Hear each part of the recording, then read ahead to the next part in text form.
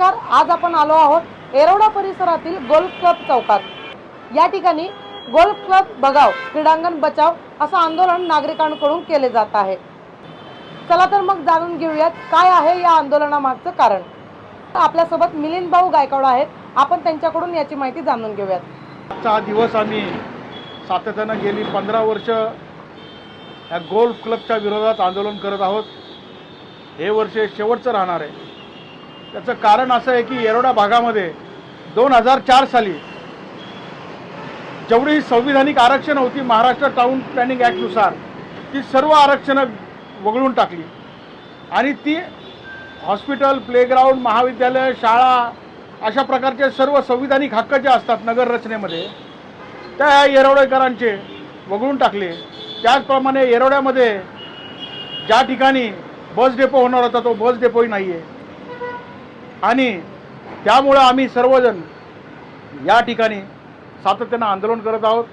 गेली 5 वर्ष करोना काळ होता, त्यामुळे आम्हाला आंदोलनाचा परवानगी आम्हाला भेटली नाही, परंतु या वर्षी आजचा दिवस आम्ही निवडून सर्व कार्यकर्ते, सामान्य नागरिक, संविधानिक हक्क परिषद समिती म्हणून आम्ही एक गठन करून येरवडेकर सर्व कार्यकर्ते या आंदोलनात सहभागी झालेले आहोत।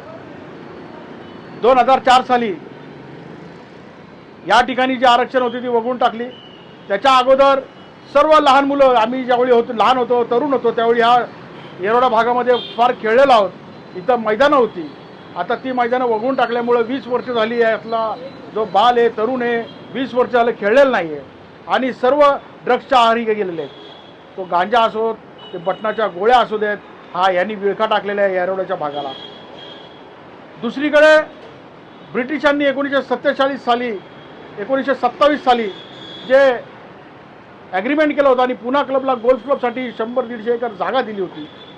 या जागेवरती धनदांडग्यांसाठी करार संपलेला असतानाही तो सातत्यानं हा करार वाढवलेला आहे आणि 2019मध्ये तर एवढं भयंकर परिस्थिती झाली या कराराची की हा करार जिल्हाधिकारी सांगतील असे 15 सनदी अधिकारी, IAS अधिकाऱ्यांच्या मुलांना, त्यांच्या कुटुंबांना मोफत सभासत्व दिलं जाईल तरच हा करार वाढवला जाईल असं सांगून तो करार वाढवण्यात आला आणि ते 15 जिल्हाधिकारी नावं देतील, त्याच त्यांच्या कुटुंबांना इथं सभासत्व देऊन इथं खेळण्यास परवानगी मिळाली। एकीकडे धनदांडग्यांना परवानगी आहे खेळण्याची आणि गोरगरीब सामान्य नागरिकाला, येरवडेकरांच्या एकही घराला इथं खेळायला मैदान नाही आहे। इथला मुलगा कोणताही खेळ खेळू शकत नाही, तो कोणत्याही ऑलिम्पिक्सपर्यंत जाऊ शकत नाही, क्रिकेटमध्ये जाऊ शकत नाही, फुटबॉल खेळू शकत नाही, कॉमनवेल्थच्या गेममध्ये खेळ खेळू शकत नाही, एशियाडमध्ये खेळू शकत नाही। आज आमचं बालपण आणि बरोबर गेलेलं आहे। हे माझी नगरसेवक होते आणि या ठिकाणी फार तरुण तळतदार फुटबॉल प्लेअर होते। त्यांनी त्यांची फुटबॉलची कारकीर्द इतकी वाढवली की पुणे शहरामध्ये हनीफचा खेळ बघायला हनीफच्या भाईंचा संपूर्ण पुणे शहर लोटायचं। ह्या डॉन बॉस्कोचं नाव त्यांनी त्यावेळी फार लौकिक केलं होतं, प्रसिद्ध केलं होतं फुटबॉलच्या खेळाने। असे खेळलेले आमचे बालमित्र आहेत, त्यांच्याही मुलांना आज खेळायला जमिनी नाहीत, आमच्याही मुलांना खेळायला जमिनी नाही आहेत, बालवृद्धांना इथं बागडायला जमीन नाही आहे। त्यासाठी हे स्वातंत्र्य दिवशी आम्ही ब्रिटिशाचा झेंडा लावून इथं हा दिवस साजरा करणार आहे आणि आमचा संविधानिक हक्क जो आम्ही परत मिळवण्यासाठी उच्च न्यायालयात जाणार आहोत आणि प्रत्येक घराकडनं आम्ही 11 रुपये घेऊन या आंदोलनामध्ये सगळ्यांना सहभागी करून तो पैसा आम्ही उच्च न्यायालयाच्या खर्चासाठी, त्यांच्या वकिलासाठी देणार आहोत। एवढंच या दिवशी मी ह्या आंदोलनाच्या विषयी सांगू शकतो। तुम्ही जेव्हा हा विषय घेऊन प्रशासनाकडे गेला तेव्हा त्यांनी तुम्हाला काय उत्तर दिलं? प्रशासनाकडे ज्यावेळी आम्ही सातत्याने एवढी 10 ते 15 वर्ष आंदोलनाच्या मार्फत संपूर्ण आम्ही मागणी करत आहोत, परंतु प्रशासन हे ढिल्लं ढिसाळ आहे।